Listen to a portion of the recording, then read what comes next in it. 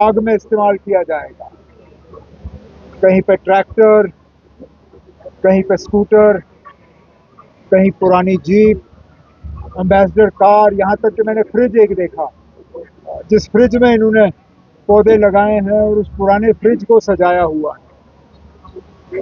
शायद department of floriculture के तरफ से ये एक पैगाम हम सबको है कि किसी भी चीज़ को फेंकने से पहले हमें एक बार सोचना चाहिए कि क्या हम उसको दोबारा कहीं इस्तेमाल कर सकते हैं या नहीं।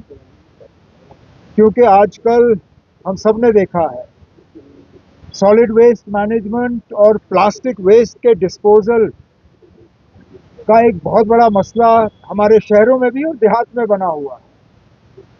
अब हर रद्दी के पीस को हम सजावट के तौर पे इस्तेमाल तो नहीं कर सकते, वो मैं मानता हूँ, लेकिन अगर कहीं रिसाइकलिंग और रीयूज की गुंजाइश है तो अगर इस बाग से वही पैगाम हम ले जाएं कि जहाँ तक हो सके हम बैग्स को दोबारा इस्तेमाल करें। अब क्या मजबूरी है कि हर बार जब हम दुकान में जाएं तो हम दुकानदार से एक नई प्लास्टिक बैग लें?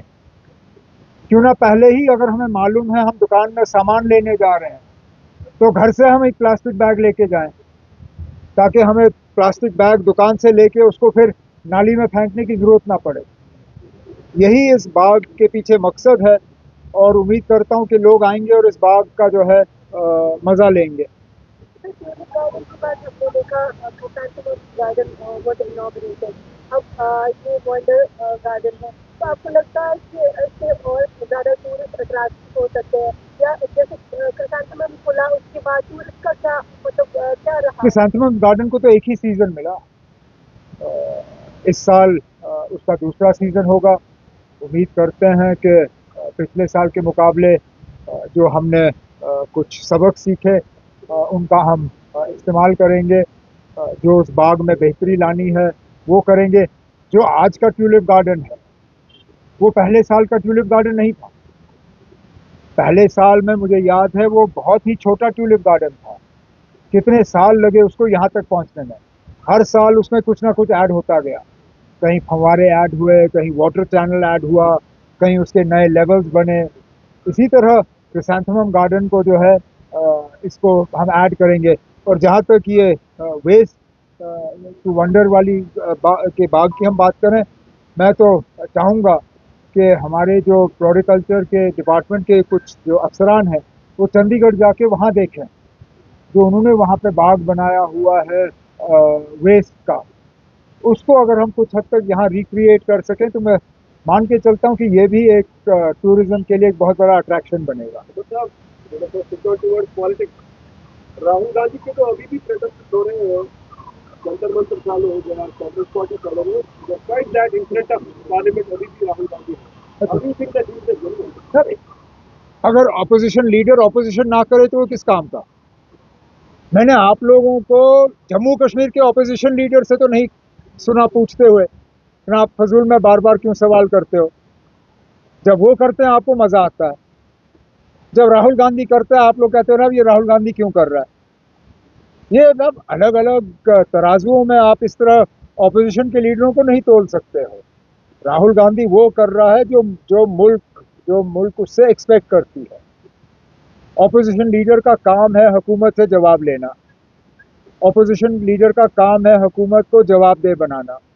राहुल गांधी वही कर रहा है और मैं तो चाहूँगा कि वो इसी तरह करता रहे, क्योंकि यही तो है ऑपोजिशन का काम। जम्मू कश्मीर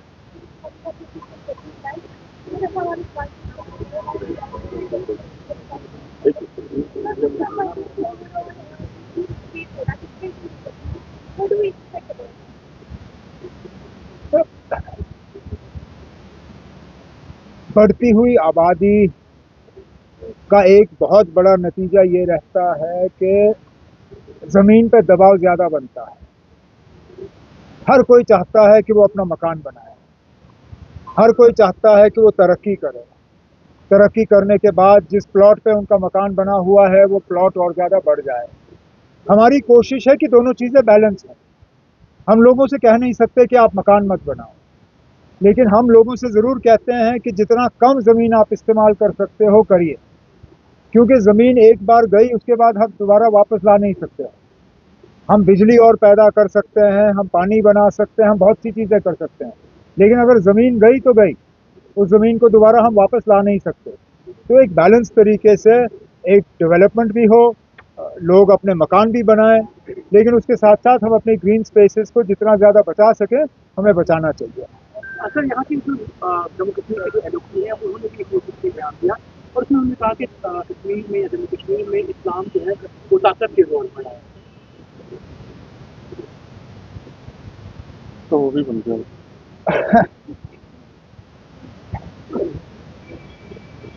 अब फिर तो मैं इतना ही कहूँगा कि हमारी हुकूमत की कारकर्दगी बहुत ही ज़्यादा बेहतरीन होगी कि लीडर ऑफ द ऑपोजिशन साहब को इस हुकूमत के बारे में कहने के लिए कुछ नहीं मिला। अब जम्मू कश्मीर में इस्लाम कैसे पैदा हुआ वो उस पर रोशनी डाल रहे हैं। मैं तो इसको अपनी कामयाबी मानूंगा। बाकी मैं इतना ही कहूँगा कि जनाब, मजहब के मामलों में उनको ज़्यादा टिप्पणी नहीं करनी चाहिए। जोर ज़बरदस्ती तो हमने भी देखा। बाबरी मस्जिद में क्या हुआ? क्या वो जोर ज़बरदस्ती नहीं थी? जो आज मुसलमान जो भुगत रहे हैं बाकी मुल्क में, वो क्या है? तो ठीक है ना, अब उसके जो हालात हैं वो अपनी जगह, लेकिन लोगों के जज्बात के साथ उनको खिलवाड़ नहीं करना चाहिए। लीडर ऑफ द ऑपोजिशन है, लीडर ऑफ द रिलीजन नहीं है। वो रिलीजियस बातें जो हैं वो रिलीजियस लीडर तक छोड़ें, उनको अपनी बात जो है सियासत तक ही मौजूद रखनी चाहिए। मैं जानता हूँ, बड़ा अफसोस है, और हम उम्मीद करेंगे कि इंतज़ामिया खासकर लॉ एंड ऑर्डर की वो इसमें जल्द से जल्द पेशरफ्त करें और अपनी पूरी कार्रवाई कम वक्त के अंदर अंदर मुकम्मल करें, और जो भी उसमें गुनहगार पाए जाए अपनी कार्रवाई जो है उसको वो कंप्लीट करें। और कुछ चलें, थैंक यू। हाँ ना।